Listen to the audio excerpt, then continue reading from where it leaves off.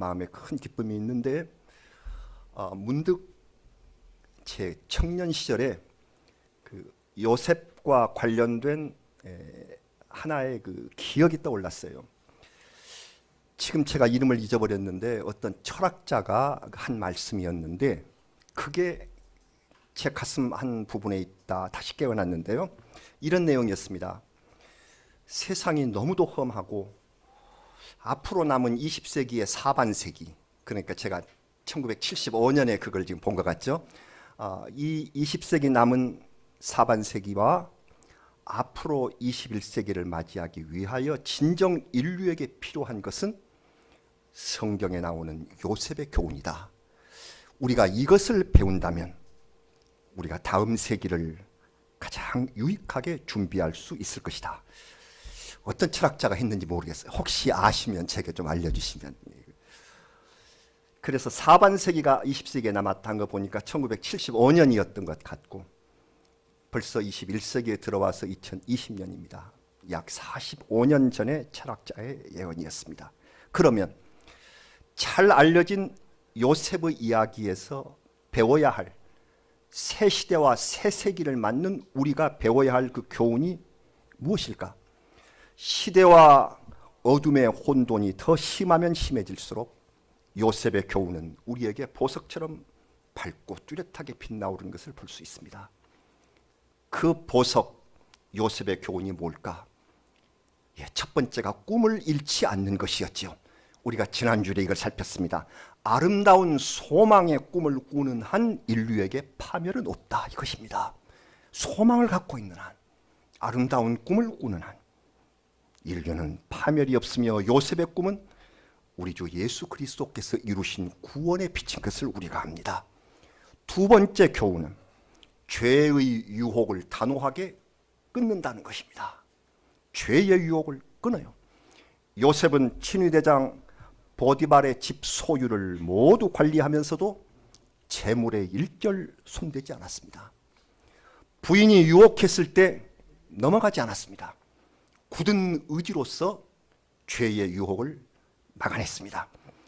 이 시대는 꿈과 소망이 필요한데 이 꿈이 사라진 그 자리에 죄의 유혹이 몰려와서 들끓고 있는 세상의 현상이라는 것이지요. 그러면 가장 중요한 세 번째의 교훈이 무엇일까요? 이미 우리가 아시는 것처럼 관용을 베풀어서 너그럽게 용서하는 것입니다. 자기를 죽이려고까지 했었던 대상들을 사랑으로 감싸 안는 용서. 이것이 온 인류를 살리는 길이며 세상에서 가장 아름다운 일입니다. 우리 예수님께서는 자기를 십자가에 못 박는 자들의 죄를 용서해 달라고 기도하시며 죽임을 당하셨습니다. 용서하지 않고 관용을 베풀지 않으면 서로 원수가 됩니다. 그래서 사람들 사이에 갈등, 테러, 그리고 전쟁이 그치지 않는 것은 용서가 없고 미움만 쌓이기 때문입니다. 요셉이 이 어려운 용서를 실천했습니다. 어떤 분은 말합니다. 원수가 자기 집 형제였기 때문에 용서가 좀 쉽지 않았을까? 그렇지 않습니다. 자기를 모함해서 감옥에 보낸 보디발의 아내에게도 보복하지 않았습니다. 저는 그 교회학교 시절에 요셉 얘기를 처음 듣고 선생님한테 선생님 그 보디발의 부인은 어떻게 됐어요? 제가 그걸 물었더니 선생님이 별걸 다 하려고 그런다. 그런 기억이 납니다. 지금도 생생합니다. 별걸 아는 게 아니라 제 마음속에는 그것도 용서했을까? 그거 정말 억울했는데 성경에는 전혀 보복했다고 나와 있지 않습니다. 용서했습니다. 하나님이 하신 일로 여긴 거죠. 여러분 혹시 자신에게 지금 여러분에게 정말 억울하고 분한 일을 갖게 한 그런 원수 같은 사람이 있습니까? 그리고 그 사람을 용서해 준 일이 있으십니까? 그러셨다면 정말 잘하셨습니다. 주님의 말씀을 실천하신 것이에요. 세계 평화에 이바지하신 거예요. 그게 하나님의 나라를 앞당기는 일을 하신 것입니다. 그거 하나 용서하신 것이 이렇게 큰 일을 하신 것입니다. 다시 말하면 세상에서 가장 아름다운 일을 하신 것입니다. 오늘 성경에 나온 감동 넘치는 용서의 말을 다시 한번 들어보십시다. 오늘 본문에 있는 창세기 45장 5절. 당신들이 나를 이곳에 팔았다고 해서 근심하지 마소서, 한탄하지 마소서. 하나님이 생명을 구원하시려고 나를 당신들보다 먼저 보내셨나이다. 아름답습니다. 이 모든 고난의 과정이 하나님께서 하신 일이므로 형들을 용서한다는 요셉의 용서이자 곧 신앙의 고백입니다. 진정한 용서는 하나님의 섭리를 믿는 믿음에서 나옵니다. 이 믿음이 용서를 일으킵니다. 용서에서는 곧 신앙의 고백입니다. 여러분, 인간적으로 본다면 어찌 용서할 수 있단 말인가요? 이 일이 있기 22년 전에 요셉의 나이 17살에 아버지의 심부름으로 양을 치는 형들을 만나러 갔죠. 한 100km 떨어진 그 세겜 땅까지 갔더니 또 도단으로 옮겨갔다고 그래요. 한 30km 더 돼요. 또 거기까지 도단성까지 갔다가 거기서 당했던 일을 어찌 잊을 수가 있겠습니까? 천진한 요셉은 형님들 반갑습니다. 어쩌면 이렇게 먼 곳까지 다 양을 치러 오셨어요 하고 웃으면서 달려오는 이 요셉을 형들은 우악스럽게 잡아치고 냅다 땅에 넘어뜨렸고 채색 옷을 벗겨서 갈기갈기 찢어버리지 않았습니까? 아니 형님들 왜 이러십니까? 제발 살려주세요. 공포에 질린 그를 향해서 형들은 악담과 조롱을 퍼부었습니다. 건방진 꿈쟁이 녀석, 감히 내 놈이 우리 왕이라도 된단 말이냐? 어디 네 꿈이 어떻게 되는지 어디 한번 보자. 그들은 요셉을 사정없이 때리고 짓밟아서 광야의 구덩이 속으로 던져버렸다고 했습니다. 다행히 물이 없는 빈 구덩이였기 때문에 거기서 죽지는 않았습니다. 요셉은 아마 소리 지르면서 살려달라고 울었을 것입니다. 요셉이 나중에 한 일이겠지만 넷째 형 유다가 죽이지는 말고 노예로 팔아버리자고 했다는 것입니다. 그래서 요셉은 자기를 구덩이에서 끌어올려서 세워놓은 채 형들과 미디안 노예 상인들이 흥정하는 모습을 보았을 것입니다. 상인들은 요셉의 벌거벗은 몸을 일일이 검사한 다음에 이건 은 20짜리야 그렇게 했겠죠. 소년 노예값이야, 좀 더 줘, 이거 아직 어린애야, 이거 20이면 많은 거야, 흥정했겠잖아요. 물품을 봐야 하니까 옆에 세워놓고 흥정했겠잖아요. 이게 용서할 수 있을까요? 형들은 그 돈을 받아서 나눈 후에 뒤도 돌아보지 않고 사라져버렸죠. 상인들은 돈을 주고 산 노예가 도망칠까 봐서 쇠사슬로 목을 묶어서 낙타 뒤에 매달고 갑니다. 그렇게 당했을 것입니다. 목에 쇠사슬이 채인 채 사막길로 끌려갔을 것입니다. 이런 짓을 한 형들을 어찌 용서할 수 있다는 말입니까? 요셉은 그 후로도 같은 고난을 겪으면서 그래도 하나님의 인도하심을 잊지 않고 살았습니다. 감옥에서 몇 년 동안을 지냈습니다. 곧꿈 해석을 해주었기 때문에 좋은 소식이 있을 것이라는 그 고관도 자기를 잊어버린 채 몇 년을 지냈어요. 자칫 소망을 잃어버릴 뻔한 위기가 있었죠. 그러나 하나님께서는 꿈을 간직한 그를 이집트 나라의 위기를 구할 총리로 삼으셨습니다. 아마 이 요셉 총리는 그랬을 것입니다. 이 곡식 관리인에게 이런 명령을 해놓았겠죠. 가나안에서 많은 곡식을 사러 온 사람들이 있으면 그것을 철저히 가려서 내게 보고하라. 그렇게 명령해 놓았을 것입니다. 드디어 형들은 나타났고 요셉의 꿈처럼 그 앞에 엎드려서 절했습니다. 여러분, 우리의 관심을 끄는 것은 요셉의 용서 방식입니다. 일단 형들을 정탐꾼으로 몰았죠. 이들 스파이 아니야. 정탐꾼, 스파이로 몰았다면 당시 주변 국가에서는 정보를 얻어다가 돈을 받고 파는 스파이가 많았습니다. 그렇게 한 까닭은 아시죠? 형들이 진정으로 회개했나? 그것을 보기 위함이었습니다. 처음에 그들은 회개하지 않았습니다. 창세기 42장 13절 그들이 이르되 당신의 종 우리들은 12형제로서 가나안 땅 한 사람의 아들들이라.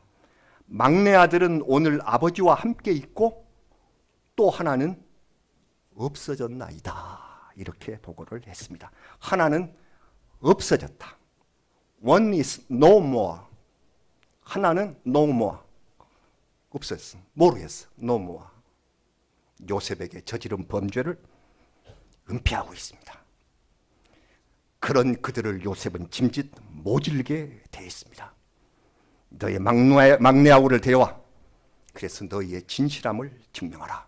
아주 엄하게 명령하면서 그들 중에 둘째 형 시므온을 지목해서 인질로 묶어두었습니다.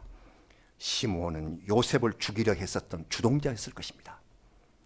큰아들 루벤은 이미 장남으로서의 권위를 잃었어요. 요셉을 살리려고 했죠. 그러나 큰형의 말은 씨알도 먹지가 않은 거예요. 그래서 죽이자고 주로 이 일을 꾸리고 진행한 사람이 시므온이었겠죠. 그를 잡아두었습니다. 사실 진실로 회개할 때까지 사랑하는 마음을 누르시며 엄한 모습을 보이시는 것이 우리 주님의 용서 방식이십니다. 진정으로 회개할 때까지 예수 그리스도의 모형인 요셉은 우리에게 그 방식을 보여줍니다. 잘 아시는 대로 요셉의 마지막 테스트가 있었습니다. 그들이 데려온 동생 베냐민의 배낭 자루에 총리가 사용하는 은잔을 집어넣게 해서 베냐민을 도둑으로 몰아서 붙잡은 것입니다. 그러자 형제의 대표가 되는 넷째 아들 유다가 자기 희생을 각오하고 아름다운 변호를 합니다. 진실한 변호를 합니다. 늙은 아버지의 사랑, 막내 사랑과 슬픔을 호소하면서 자기가 이 막내 동생 대신에 종이 되겠다고 간절히 구했습니다. 이 유다의 진정한 회개와 함께 시험은 끝났습니다. 회개로 시험이 끝난 겁니다. 요셉은 자기의 정체를 밝히고 눈물로 상봉하며 아버지를 모시고 오게 해서 고센 땅에서 흉년의 어려움을 이기도록 조처했습니다.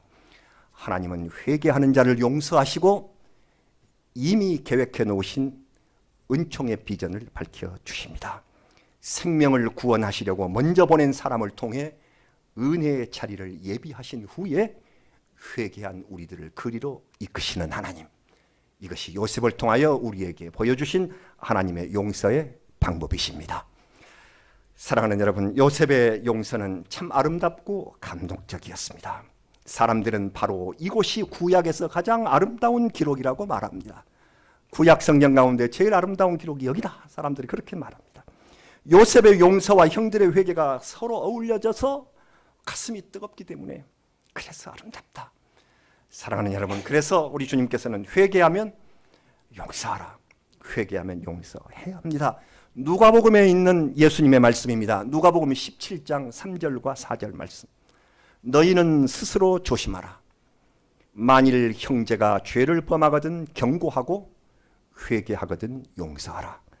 만일 하루에 7번이라도 내게 죄를 짓고 7번 내게 돌아와 내가 회개하노라 하거든 너는 용서하라 하시더라. 여러분, 그러나 때로 우리를 혼란스럽게 하는 경우가 있습니다. 내가 용서하고 싶어도 전혀 반성이 없는 사람, 역사의 전범, 흉악한 살인자, 가정 파괴범 같은 반성 없는 인간들을 어떻게 해야 할까요? 또한 용서의 말씀을 교묘하게 이용하면서 내가 예수 믿는 사람인데 나를 용서해 주지 않아? 이런 식으로 교묘하게 이용하는 사람 가운데 그 앞에 서면 나의 용서가 어떤 의미가 있는지 많은 질문이 생깁니다. 제가 지난 수요일 우리 예배 마치고 성경 공부를 하면서 이청준의 소설 벌레의 얘기를 했더니 벌써 이제 이것이 원작이고 영화로 밀양으로 나가고 그리고 그 밀양 영화에서의 그 용서의 문제들을 아주 어떻게들 디테일하게 말씀하시는 바람에 제가 가르치는 사람인지 제가 배우는 사람인지 그냥 혼돈이 될 정도로 아주 수준들이 높으세요. 우리. 그래서 그 대목을 우리 같이 공부를 했는데요. 그 이야기가 그렇죠. 10살 아들이 유괴 피살돼요. 엄마가 교회에 나가서 위로를 받고 범인을 용서할 마음이 생깁니다. 그래서 어렵게 감옥에 있는 그 범인을 면회했는데 그 범인의 태도가 충격적이었죠. 범인은 자기가 감옥에서 예수를 믿었다는 거예요. 그래서 주님의 용서를 이미 받았다면서 나는 죽은 후에 장기 기증 서약도 했고 평화롭게 죽을 날을 다 용서받고 기다리고 있어. 이랬던 것입니다. 엄마는 내가 아직 용서하지 않았는데 그럴 수가 없다면서 하나님 앞에 반항합니다. 기독교인들에게 고민과 충격을 준 그러한 작품이고 영화였지요. 용서가 어렵기 때문에, 용서란 정말 쉽지 않는 것이기 때문에, 용서를 받아야 할 사람이 간절한 모습을 보이지 않는다면 용서하기로 작정한 내가 더 시험에 빠질 수 있기 때문에, 그래서 용서가 어렵습니다. 이걸 이기고 용서해 주는 것이 그토록 아름답고 귀하다는 것입니다. 율법은 오히려 쉽습니다. 여러분, 율법에는 출애굽기 21장 23절부터 25절 잘 아시는 율법 말씀, 앞으로 우리 출애굽기 또 우리가 같이 공부하겠습니다만 뭡니까? 생명은 생명으로, 눈은 눈으로, 이는 이로, 손은 손으로, 발은 발로, 된 것은 된 것으로, 상하게 한 것은 상함으로, 때린 것은 때림으로 갚을지니라. 이게 율법입니다. 철저하고 확실한 보복법입니다. 그러나 예수님께서는 이 보복을 금하시고 법보다 더 아름다운 용서를 가르쳐 주신 겁니다.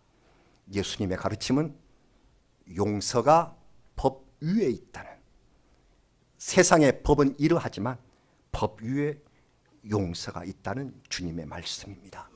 마태복음 5장 38절입니다. 예수님이 직접 말씀하십니다.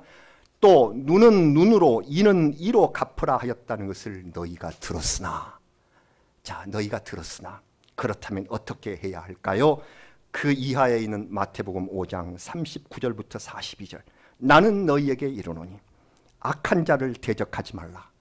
누구든지 내 오른뺨을 치거든 왼편도 둘러대며 또 너를 고발하여 속옷을 가지고 오다 하는 자에게 겉옷까지도, 그리고 누구든지 너를 억지로 오리를 가게 하거든 그 사람과 심리를 동행하고 내게 구하는 자에게 주며 내게 꾸고자 하는 자에게 거절하지 말라. 여러분, 이렇게 해야 하늘에 계신 아버지의 자녀가 될 것이라고 하셨습니다. 사람들은 신약에서 가장 아름다운 말씀을 여기로 꼽습니다. 예수를 믿지 않는 사람들도 가장 아름다운 그 말씀, 예수님의 말씀에 옷깃을 여밉니다. 이건 위대한 사랑의 말씀입니다. 용서가 이토록 어렵지만 그러기에 용서가 세상에서 가장 아름다운 것입니다. 사랑하는 여러분, 우리를 괴롭히는, 아직 용서 못한 사람이 있으면 힘들지만 용서를 하십시다. 죄를 저지른 사람의 태도에 앞서서 내가 진심으로 그를 용서하면 하나님께서 죄인의 마음을 움직이실 것입니다. 우리는 그것을 믿고 용서하는 것입니다. 사실상 죄인은 억지로 의연한 채 하고 있는 겁니다. 죄 저지르고 내가 용서하려고 하는데 안 하고 버티고 있는 사람들, 사실은 억지로 의연한 채 하고 있을 따름입니다. 죄의 값 때문에 자기를 고문하면서 사는 인생인 것입니다. 그 죄의 값은 그 사람에게 오롯이 남아 있습니다. 잠언 말씀에, 잠언 28장 1절 말씀에 악인은 쫓아오는 자가 없어도 도망한다고. 죄를 범한 사람은 쫓아오는 자가 없어도 도망한다. 의인은 사자같이 담대하니라. 의인은 사자 같고 악인은 쫓아오는 자가 있을까 도망합니다. 요셉의 형들은 요셉이랑 함께 고센 땅에서 17년 동안을 같이 살았으나 아버지 야곱, 아버지 이스라엘이 세상을 떠나자 어떻든가요? 다시 요셉 앞에 엎드려 용서를 구합니다. 아버지가 생전에 용서하라 하셨으니 우리 죄를 이제 용서하소서. 아버지가 차마 아버지 때문에 복수를 못하고 있다가 이제 아버지가 돌아가셨으니 우리에게 이제 복수할 것이다 생각해서 고인의 유지를 받들어 주소서. 요셉은 형들의 말을 듣고 울었습니다. 아, 내가 형들에게 완전한 용서를 확인시켜 주지 못했구나. 17년 기간을 불안하게 살아온 저 형들. 그래서 요셉은 간곡하게 말합니다. 창세기 50장 19절부터 20절입니다. 요셉이 그들에게 이르되 두려워하지 마소서. 내가 하나님을 대신하리이까. 당신들은 나를 해하려 하였으나 하나님은 그것을 선으로 바꾸사 오늘과 같이 많은 백성의 생명을 구원하게 하시려 하셨습니다. 이렇게 말했습니다. 완전하고 아름다운 용서가 이것입니다. 하나님께서는 인간의 미움과 죽임을 그리스도의 사랑과 부활로 바꿔주신 것입니다. 여러분, 예수님께서는 우리에게 기도를 가르쳐 주시면서 짧은 기도입니다마는 그 기도 속에 일용할 양식을 주시고 우리 먹을 것을 해결하는 그런 말씀을 하신 다음에 금방 무엇으로 들어가시냐면 용서의 문제로 말씀을 하십니다. 우리가 우리에게 잘못한 사람을, 즉 죄 지은 사람을 용서하여 준 것 같이 우리 죄를 용서하여 주시고 하셨습니다. 여러분, 잘 보십시오.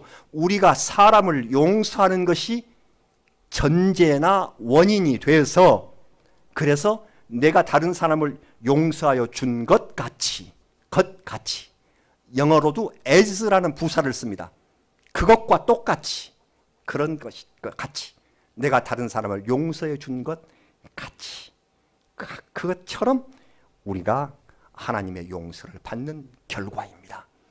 남을 용서해 주는 전제나 원인으로 인하여 하나님의 용서를 받는 결과를 얻게 된다는 것입니다.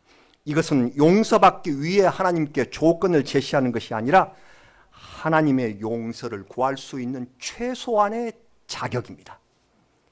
하나님, 나를 용서해 주세요. 이렇게 빌 최소한의 자격이 내가 남을 용서하여 준 것 같이, 여러분, 남을 용서하지 않으면 하나님께 용서를 받을 자격이 없습니다. 십자가에 달리신 예수님께서는 하나님의 아들을 죽이는 극악한 죄를 범한 무리들을 위해서 용서의 기도를 하셨습니다. 누가복음 23장 34절. 아버지, 저들을 사하여 주옵소서. 자기들이 하는 것을 알지 못함입니다. 그리고 주님의 양쪽 옆에 강도죄로 잡혀서 십자가형을 받는 두 사람의 행악자가 매달려 있었습니다. 그 가운데 한 사람은 그리스도를 비방했고 다른 한 사람은 예수의 이름을 부르며 회개했습니다. 이때 예수님은 회개하는 자의 죄를 용서하시며 세상에서 가장 놀랍고도 아름다운 약속을 주셨습니다. 지동설을 주장하고 천체의 혁명을 쓴 중세기의 과학자 코페르니쿠스는 독실한 기도의 사람이었습니다. 그가 지동설을 주장했으니까 하나님을 반대한 무슨 과학자 같지만 하나님을 진실로 믿는 사람에 의하여 지동설이 제창이 된 것입니다. 이 코페르니쿠스가 남긴 기도의 한 대목이 이렇습니다. 오 주님, 바울에게 주신 은혜, 베드로에게 주신 사랑, 그것을 다 바라지 못하나 오직 구하옵나니 십자가 강도에게 주신 용서, 그 용서를 원하나이다. 코페르니쿠스의 신앙 고백이자 기도입니다. 코페르니쿠스는 작은 것을 구한 것 같으나 실로 가장 위대한 것을 구했습니다. 바울의 은혜, 베드로의 사랑보다 더 위대한 것을 구했습니다. 그것이 무엇이었을까요? 네, 여기 예수님의 말씀이 있습니다. 누가복음 23장 43절. 예수께서 이르시되 내가 진실로 내게 이르노니 오늘 네가 나와 함께 낙원에 있으리라. 우리 주님 예수 그리스도께 용서를 얻은 사람은 세상의 죄를 씻고 주님과 함께 낙원, 파라다이스, 천국, 영원한 하나님 나라에 이르게 됨을 확신시켜 주셨습니다. 주님께 용서를 얻은 사람은 하나님의 나라에 갑니다. 용서를 얻어야 갑니다. 사랑하는 여러분, 요셉은 아름다운 용서를 했습니다. 요셉은 예수 그리스도의 모형입니다. 회개하고 예수님의 용서를 얻은 사람은 영원한 천국에 우리 그리스도와 함께 있게 되는 것입니다. 이것이 우리 주님의 약속이십니다. 우리에게 들려주신 약속, 그 행악자 앞에서 들려주신 약속. 내가 진실로 내게 이르노니 그대가 회개하고 용서받은 너, 오늘 내가 나와 함께 낙원에 있으리라. 용서는 이토록 아름다운 것입니다. 주님의 용서를 받기 위해서는 우리가 우리에게 잘못한 사람을 용서하여 준 것 같이 우리 죄를 용서하여 주시고, 주님의 말씀입니다. 이 말씀이 우리 삶에 함께 하시기를 우리 주님 예수 그리스도의 이름으로 기원합니다. 같이 기도하겠습니다. 우리 주님의 기도, 십자가의 용서, 회개하거든 용서하는 이 아름다운 말씀, 세상에서 가장 아름답고 귀한 것, 그리고 그 용서를 받아서 하나님 나라에 영원히 사는 것, 주님 이 귀한 것을 저에게 가르쳐 주셔서 감사합니다. 아직도 우리가 용서하지 못하고 마음속에 갖고 있는 이러한 잘못과 죄들을 주님 고치시고 주 앞에서 용서하게 하시고, 그 용서로 말미암아 낙원을 얻는 영원한 믿음의 기쁨을 누리게 하여 주옵소서. 예수님 이름으로 간절히 기도하옵나이다. 아멘. 아멘.